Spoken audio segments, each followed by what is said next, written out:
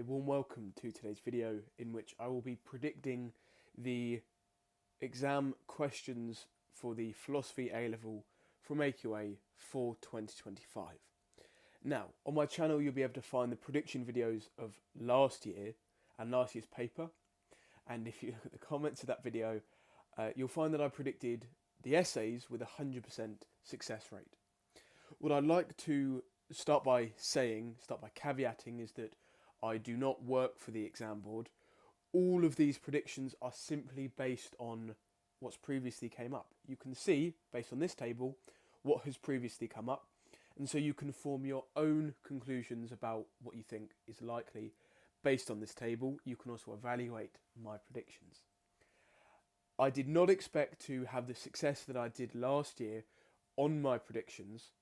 I really don't expect to have the same success that I did last year. So please take this with a pinch of salt. Form your own conclusions based on this table. Do lots of revision. Don't just base it all on this. If you're sitting the exams, best of luck. I hope you find this video helpful. So, 3s and 5s I can be much less certain of because of the amount of content, whereas 25s are much more limited in what the exam board can ask. And so they're the ones that we can be more certain of.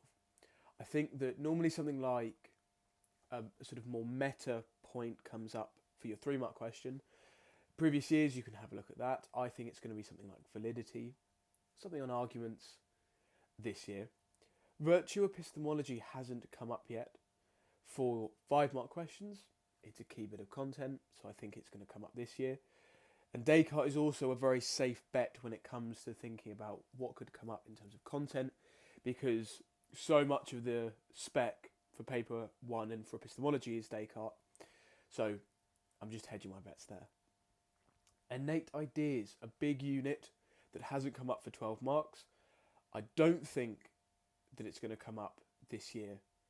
It very much could come up for 25 marks, but I think it's going to come up for 12 this year.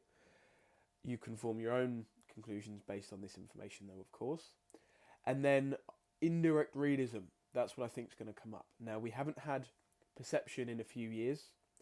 We also haven't had indirect realism, and as such a foundational bit of content, I think that's your essay for epistemology this year.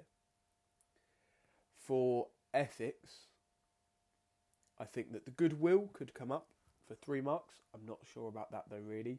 Hume's ought gap, I'm a little bit more confident on this. Now, this is quite an important criticism, one that's quite hard to fully understand, and I think students often get this wrong. And so I think the exam board might test students this year on the ought gap. Now, I think that applied ethics could come up because it hasn't come up at all for 5 marks. But this, I need to note that, as I said, I don't work for the exam board, and applied ethics might be the type of thing which just doesn't get asked for 5 marks. And so just really take that one with a pinch of salt. I think it could be virtue ethics for 12 marks. You can see that it hasn't come up recently for 12 marks. It could be virtue ethics and applied ethics.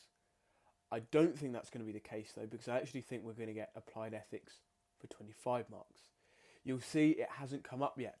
We're now at the point where there have been so many exams with this new spec that if something hasn't come up yet, it is probably going to come up this year. And so I think that applied ethics will come up. If it's not that, I'm going to hedge my bets and say it might be Kant as well. Those are my paper 1 predictions. Paper 2 will come up next week. I hope you have found this video helpful, and best of luck with the exams. Thank you for watching.